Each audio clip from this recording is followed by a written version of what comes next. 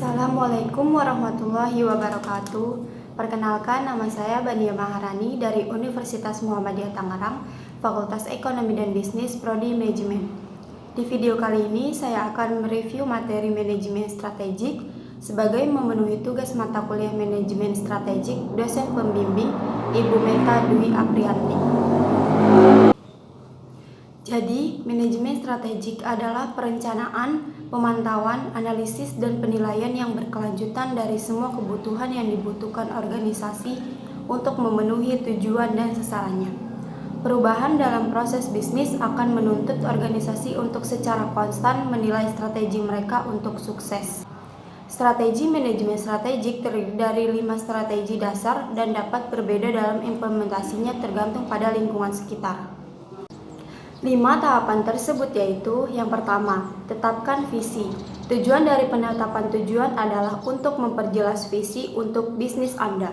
Tahap ini terdiri dari mengidentifikasi 3 aspek utama. Yang pertama yaitu mendefinisikan tujuan jangka pendek dan jangka panjang. Yang kedua, identifikasi proses bagaimana tujuan Anda. Yang terakhir, sesuaikan proses untuk staf Anda. Beri setiap orang tugas yang dengannya ia dapat berhasil. Yang kedua, kumpulkan dan analisis informasi. Pada tahap ini, kumpulkan sebanyak mungkin informasi dan data yang relevan untuk mencapai visi Anda. Fokus analisis harus pada memahami kebutuhan bisnis sebagai entitas yang berkelanjutan, arahan strategisnya, dan mengidentifikasi inisiatif yang membantu bisnis Anda tumbuh. Yang ketiga yaitu merumuskan strategi. Langkah penting lainnya dalam membentuk strategi adalah meninjau informasi yang diperoleh dari menyelesaikan analisis. Tentukan sumber daya apa yang dimiliki bisnis saat ini yang dapat membantu mencapai sasaran dan target yang ditetapkan. Identifikasi setiap hal dalam bisnis yang harus mencapai sumber daya eksternal. 4. Yaitu terapkan strategi. Implementasi strategi yang sukses sangat penting untuk keberhasilan usaha bisnis. Ini adalah tahap tindakan dari proses manajemen strategik.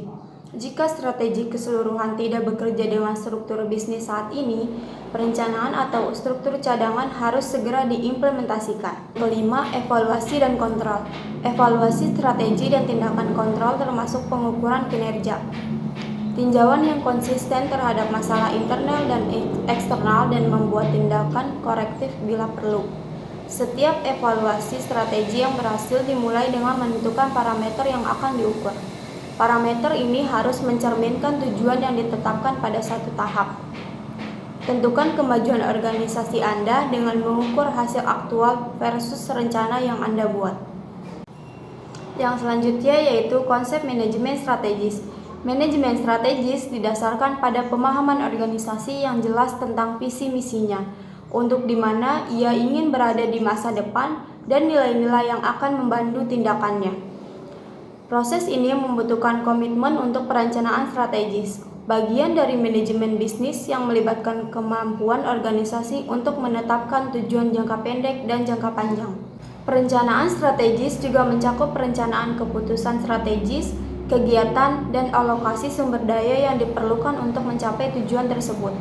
Memiliki proses yang ditetapkan untuk mengelola strategi akan membantu organisasi membuat keputusan logis dan mengembangkan tujuan baru dengan cepat untuk mengimbangi perkembangan teknologi, pasar, dan kondisi bisnis.